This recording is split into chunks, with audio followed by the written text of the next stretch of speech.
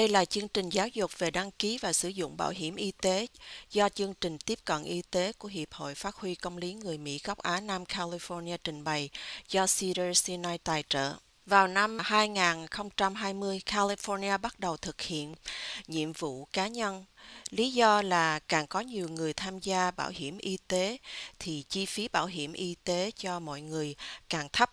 Người dân California phải có bảo hiểm y tế đủ điều kiện hoặc phải trả tiền phạt khi khai thuế tiểu bang trừ khi họ đủ điều kiện được miễn thuế. Đối với năm tính thuế 2022, mức phạt sẽ ít nhất là $850 cho mỗi người lớn và $425 cho mỗi trẻ em phụ thuộc dưới 18 tuổi trong hộ gia đình của quý vị. Một gia đình 4 người và 2 người lớn và 2 đứa trẻ không có bảo hiểm trong cả năm sẽ nợ ít nhất là $2.550. Hãy nhớ rằng những hình phạt này có thể thay đổi theo từng năm. Có nhiều cách khác nhau để có được bảo hiểm y tế, bao gồm nhận bảo hiểm y tế từ nơi làm việc, trường đại học của quý vị hoặc bằng cách mua bảo hiểm y tế tư nhân từ một nhà môi giới bảo hiểm. Đối với bảo hiểm y tế nhận được từ sự hỗ trợ của chính phủ, có 3 loại chính.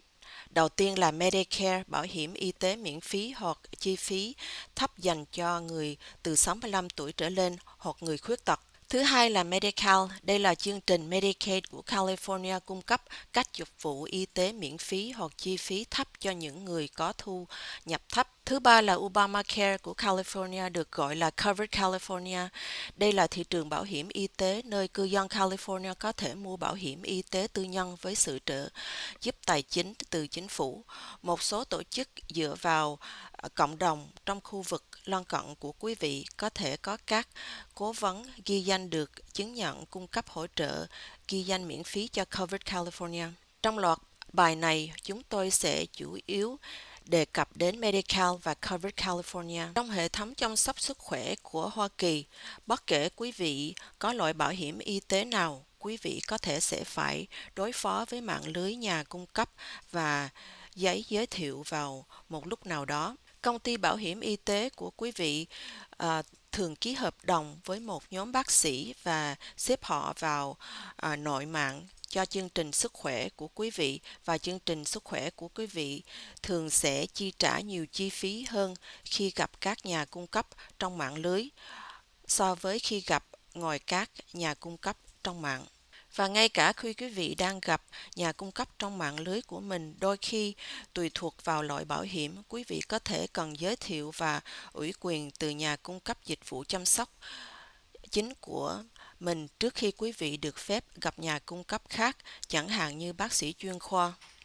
Ví dụ, nếu quý vị có tổ chức bảo trì sức khỏe, còn được gọi là HMO, trước tiên quý vị cần gặp nhà cung cấp dịch vụ chăm sóc chính của mình và nhận được giấy tờ giới thiệu để gặp bác sĩ chuyên khoa như bác sĩ da liễu về vấn đề về da. Như chúng tôi đã đề cập trước, nếu quý vị có bảo hiểm HMO, quý vị sẽ cần đến gặp bác sĩ gia đình của mình và được giới thiệu để gặp bác sĩ chuyên khoa. Do ít linh hoạt hơn khi gặp bất cứ các bác sĩ chuyên khoa nào, bất cứ khi nào quý vị muốn, chi phí bảo hiểm hàng tháng thường thấp hơn, quý vị vẫn được bảo hiểm cho mọi dịch vụ y tế khẩn cấp mà quý vị đang tìm kiếm ngoài mạng lưới. Ví dụ, quý vị có thể đến bất kỳ phòng cấp cứu nào để được điều trị y tế khẩn cấp, ngay cả khi phòng khám đó là nằm ngoài mạng lưới bảo hiểm của quý vị. Tổ chức nhà cung cấp ưu tiên còn được gọi là PPO và tổ chức nhà cung cấp độc quyền còn được gọi là EPO rất giống nhau vì cả hai đều không yêu cầu giấy giới thiệu của bác sĩ gia đình. PPO có phạm vi phủ sóng ngoài mạng lưới lớn hơn. Điều đó có nghĩa là quý vị có thể gặp các chuyên gia bên ngoài mạng lưới của mình ngay cả khi không có giấy tờ giới thiệu. Nhưng đối với EPO, quý vị chỉ có thể gặp nhà cung cấp ngoài mạng lưới trong trường hợp khẩn cấp. Đây là một ví dụ.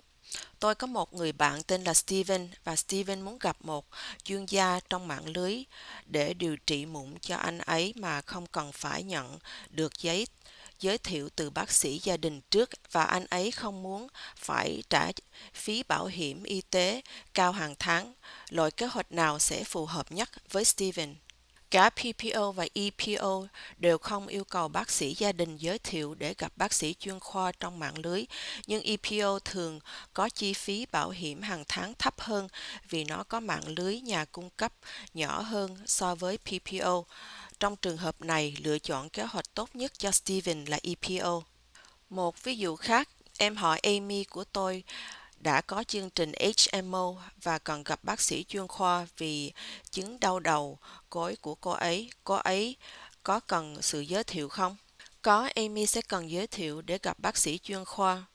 Như chúng tôi đã đề cập trước, nếu quý vị có bảo hiểm HMO, quý vị sẽ cần đến gặp bác sĩ gia đình của mình và được giới thiệu để gặp bác sĩ chuyên khoa. Điều rất quan trọng là phải có được bảo hiểm y tế nhưng cũng phải hiểu rõ những gì được bảo hiểm.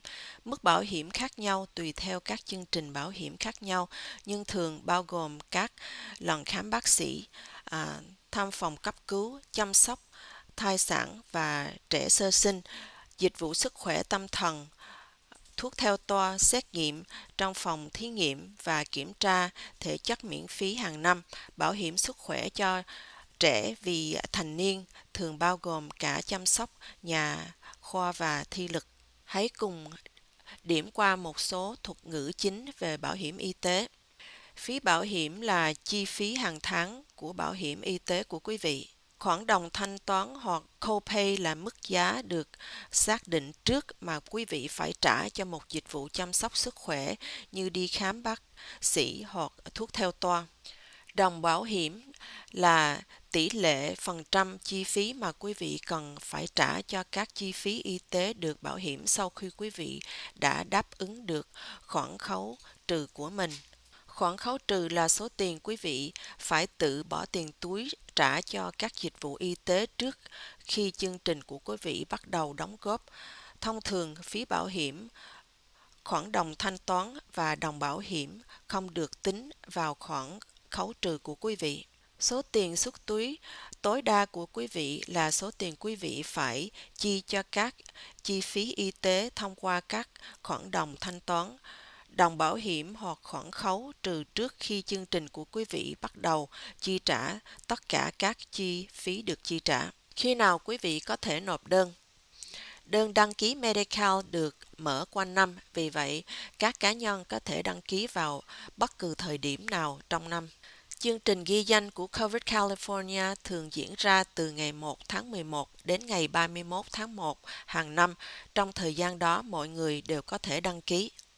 Để đăng ký Covered California ngoài thời gian đăng ký này, một cá nhân có thể đăng ký trong thời gian đăng ký đặc biệt trong vòng 60 ngày đến từ khi trải qua một sự kiện đủ điều kiện trong cuộc sống. Tại đây, quý vị có thể xem một số ví dụ về các sự kiện trong đời đủ điều kiện sẽ cho phép quý vị đăng ký ngoài thời gian đăng ký mở cho Covered California.